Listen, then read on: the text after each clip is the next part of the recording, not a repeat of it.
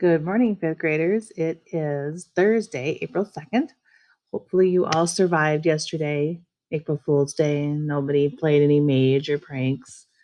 Um, it's kind of a tough time for pranks. Everybody's nerves are a little bit frayed as it is. So it's dark this morning. I'm up a little bit earlier than I have been, but I think also it's going to be a cloudy day. I know there's some weather coming in, but so anyway, that's why it looks different. Same window that I've been sitting by, but just a little earlier and a little darker. So here we are Thursday, nearing the end of our first week, and I'm kind of in that feeling of uh, wanting to make sure you kind of know where things stand in terms of what needs to be turned in and stuff. So I miss my whiteboard right now. Where I would usually put things like, here's what I'm missing. So what I'm going to do is below this video on this page, I have a to-do list, like a checklist of things that need to be done. Um, I would say two things to kind of have in mind right now would be the front desk work. If you haven't started that yet, you might want to start that, listening to it and then doing the work that goes with the first 9 chapters. I'd like it ideally by tomorrow.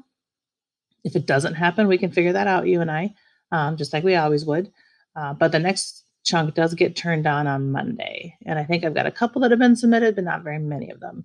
There are quite a few slides, but none of the slides would take very long if you did a little bit at a time. But if you have to sit down and do it all at once, it might take you a little longer. So it might feel like it's a long thing. So do a little bit at a time is what I would suggest. And then current events. And I know I saw Elon's yesterday was submitted.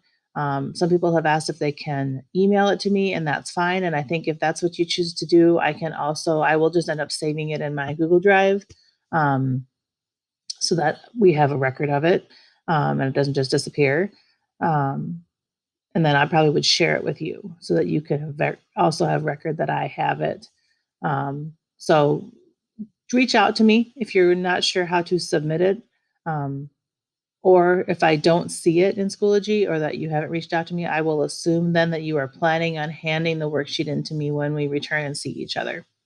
And then the quiz will turn on tomorrow, probably about 10 o'clock in the morning. And then you know the routine with that. So other than that, the grids. So I know Schoology has been frustrating. And here's what I will say with that. They have, like I indicated in an email to your parents, their usage has gone up like 400% the last week or two, because everybody now is kind of in this mode of distance learning. I'm on a number of Schoology chats on Twitter and the other places, with other teachers who use it. I have been for years, which is one of the reasons why I've gotten so comfortable using it. Um, and everybody is struggling with it. So we just have to be patient. I could try and jump through a bunch of hoops and get you the grids in different ways and things like that. But ultimately, I think it would end up creating more confusion because people would say, well, how can I get it now? And what do I do now? And you guys know Schoology. It just isn't working well right now. So I would prefer just to be patient and we'll figure it out. So if you didn't get a chance to get to your grid yesterday, you could do it today. If you did the work and just didn't record it, quickly record it and submit it. If you did everything and you just hadn't submitted it, just click that submit button, get her in, um, and then keep moving forward. So that's all we can do, right?